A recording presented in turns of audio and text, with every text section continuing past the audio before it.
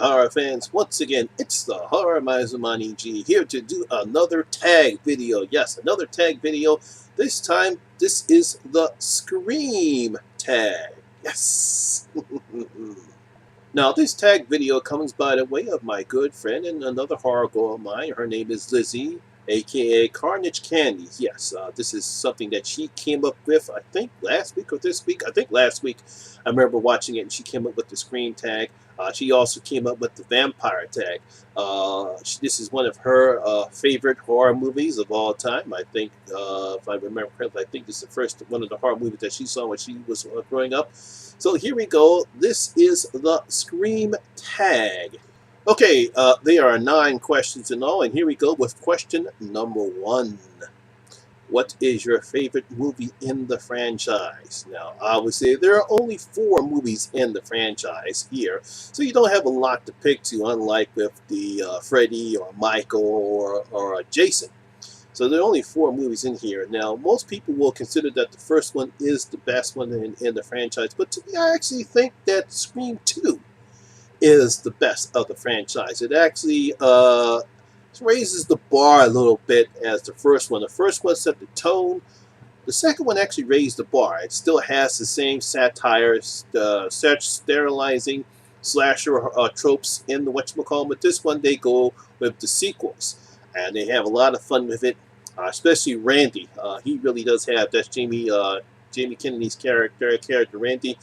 Fortunately, he does get killed in this one, but he does his best as far as what you know when we go into sequels. There's a scene with him and Dewey. They're having a nice little banter about sequels, and I thought that was a great scene, which shows not only the great writing of Kevin Williamson, but the great performances between David Arquette and Jamie Kennedy as they bounce off one another about sequels that we had.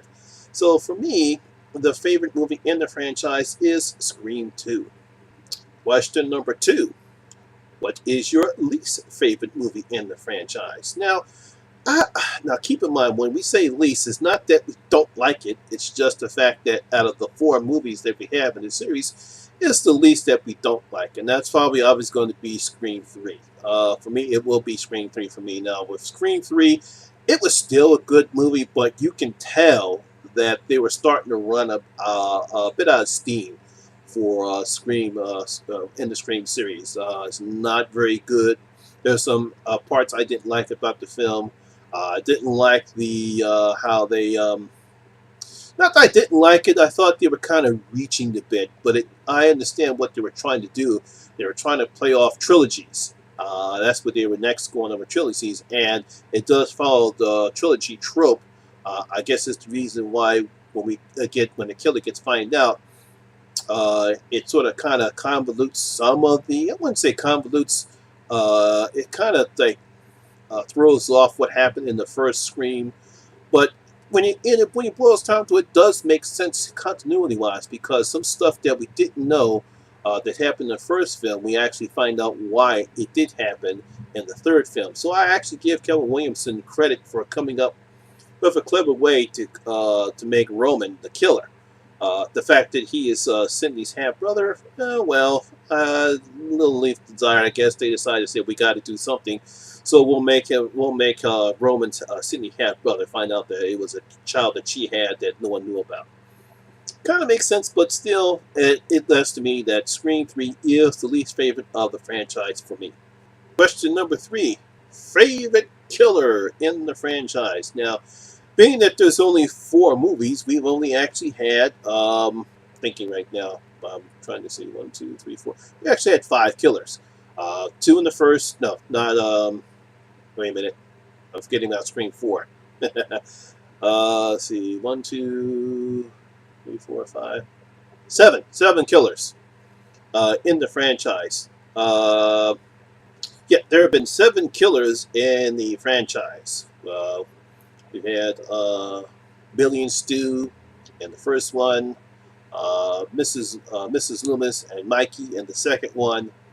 We've had Roman in the third one, and of course Jill and Charlie, I think I guess right now, Charlie in the fourth one. So we've had 7 killers throughout the franchise. Now, who is the favorite killer? Now, a lot of people would think Billy and Stu because they were the first ones, but I'm not going to go there. I'm not going to go with Mrs.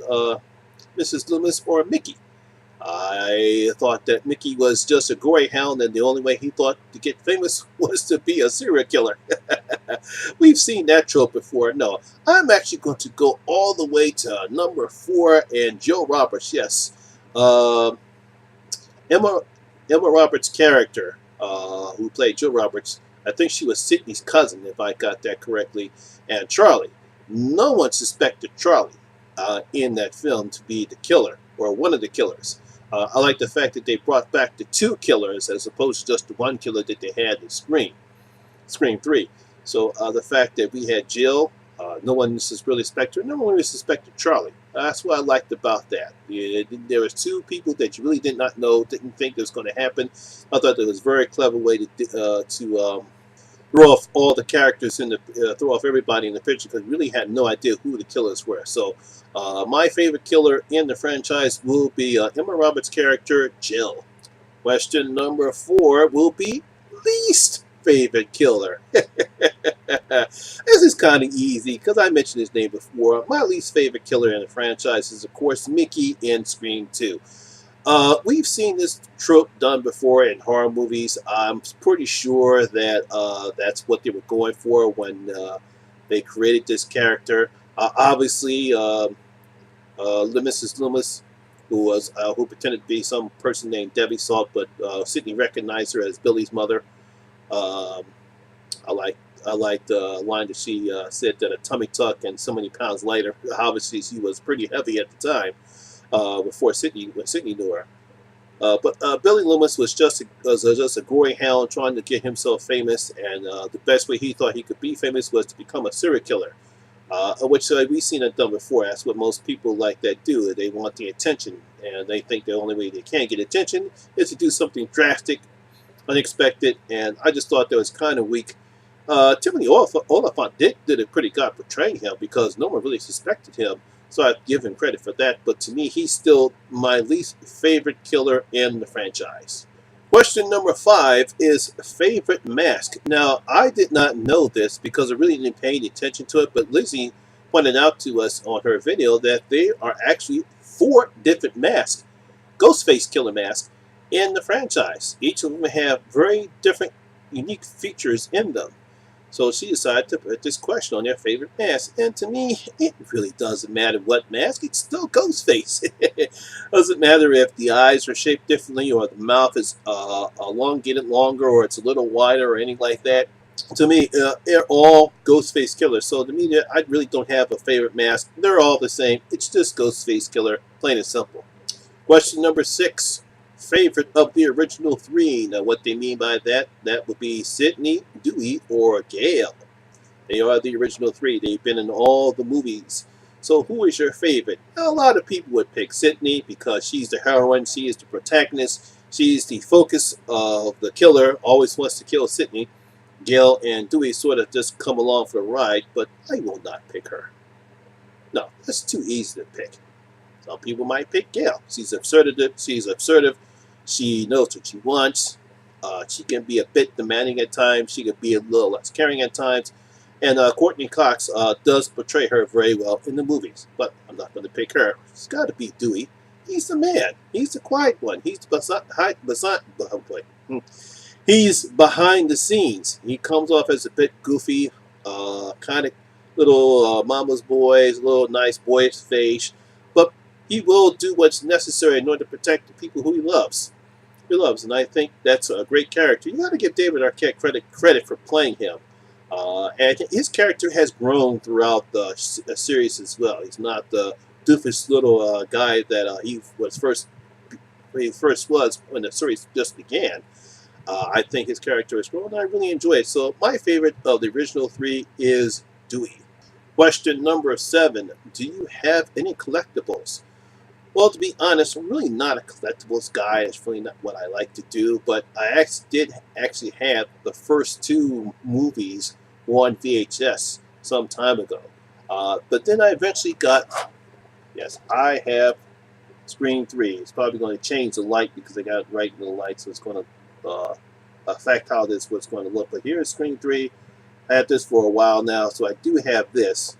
Hopefully I'll be able to get the other 3 on DVD soon. So that's what I have as far as I don't really have any other collectibles for Scream. Like I said, not really a collector guy, but I do have that on DVD. Question number 8. Do you want there to be a Scream 5, and who do you want to direct it? To be honest, I really don't want them to make any more Screams. I think they've had enough with Scream 4. Now, I give credit, Scream 4 kind of made up for what Scream 3 was. Scream 3, while still was a good movie, not the fact I didn't like it, but you can tell that there was something dragging it down a bit. It wasn't as good as 2, and it definitely was not as good as 1. But it was still a good movie, like I said. They basically were still using the same formula, which was stereotyping horror movie tropes and trilogies. Even Randy, Jimmy Kimney, makes an appearance in the movie. Even though his character is dead, he still does make an appearance in the movie to talk about trilogies.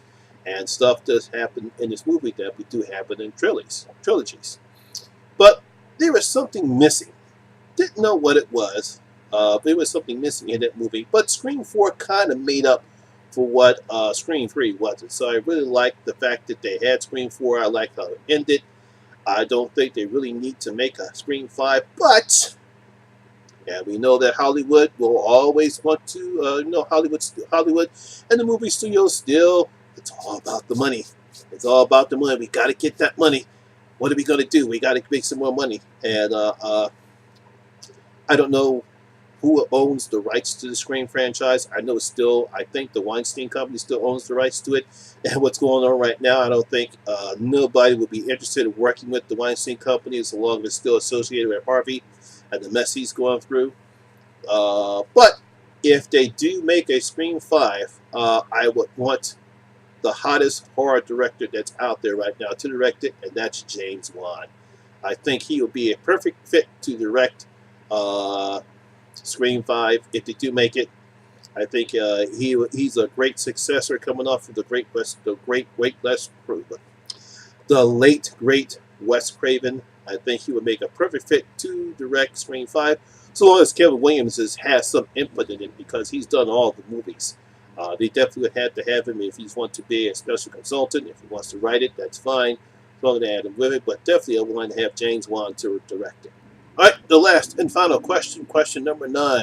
If there were a Scream 5, how would you feel about the OG3, again, Sidney, Dewey, and Gale, being killed off? Now, when I first heard this question, my first thoughts went to Halloween Resurrection. And the dumbest thing I ever saw a movie studio do was to kill off Laurie Strode, Jamie Lee Curtis's character, after that fantastic ending in Halloween H2O. How dare they decide to come back and make that ending mean nothing at all by doing what they did in Halloween Resurrection and then killing off her character. That is an insult to Laurie Strode's character. It is an insult to what happened in Halloween H2O. And if you are thinking that trying to kill off 3 of the main characters, or even any of the 2, when you kill off Sidney, Dewey, or Gale, is an insult to their characters. Killing off Sidney would make no sense. She is a survivor.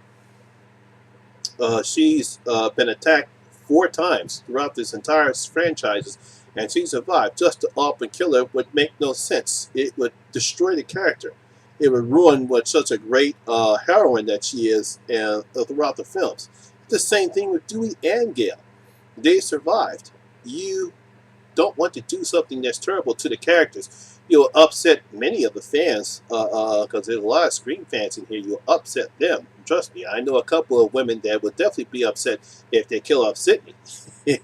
They might riot, just like they say about if you kill Daryl on The Walking Dead, will riot too. I think a lot of people will riot if they kill off Sidney. No, you should not kill off these 3. You don't have to. They don't have to be in the film. You can mention them if you want to. If you want to go that route.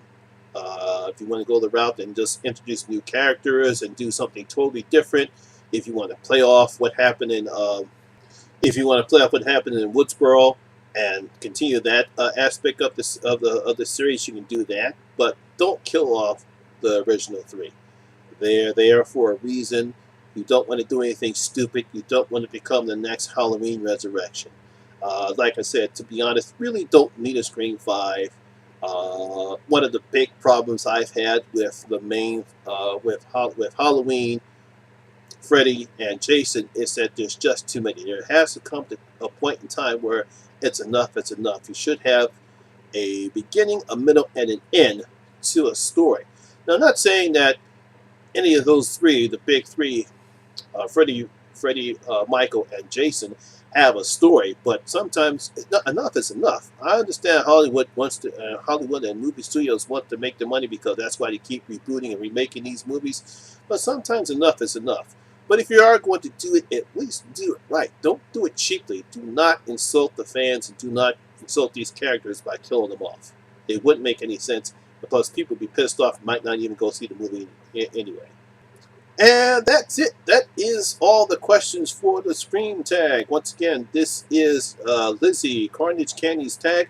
I will leave a link in the description below, so if you want to do the tag, I'll also have the questions in the description box below. Now, normally this comes to the point where I'm supposed to tag people, but I'm going to officially say, if you're watching this video, you're officially been tagged. So if you have not done the Scream tag, you've been officially been tagged by the Horror Miser Monty G. Keep in mind, if you are going to do the tag, make sure that you do give CarnageCandyy credit because this is her tag. She might want to put it on her playlist, so make sure that you do give her the credit. Well, that's my video for today. I hope you guys enjoyed it, and if you did, please give it a thumbs up because it does help the channel out a lot. And if it's just your first time here, please hit that subscribe button and ring that notification bell. That way you can come and enjoy the horror experience with me, the Horror Miser Monty G.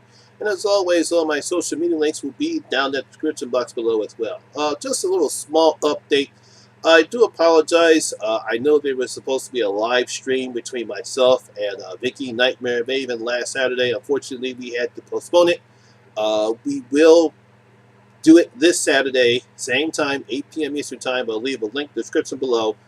So we will have that Horror Generations live stream this Saturday. Once again, my name is Lamont Smith, better known as the Horror Miser Monty G. And always remember, horror rules. 1, 2, let's coming for